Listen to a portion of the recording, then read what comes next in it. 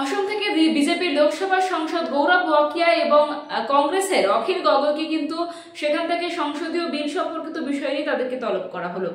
অসম থেকে বিজেপির লোকসভা সাংসদ দিলীপ শইকিয়া এবং কংগ্রেসের গৌরব গগৈকে ওয়াকফ বিল সংক্রান্ত যৌথ সংসদীয় কমিটির অন্তর্ভুক্ত করা হলো।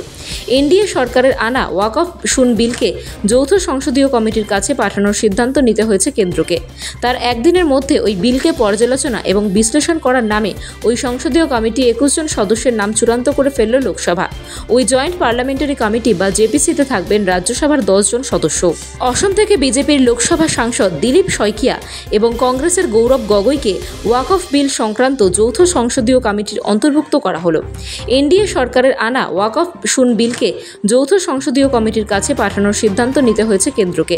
তার একদিনের মধ্যে ওই বিলকে পর্যালোচনা এবং বিশ্লেষণ করার নামে ওই সংসদীয় কমিটি 21 জন সদস্যের নাম চূড়ান্ত করে ফেলল লোকসভা। ওই জয়েন্ট পার্লামেন্টারি কমিটি বা জেপিসিতে থাকবেন রাজ্যসভার 10 জন সদস্য।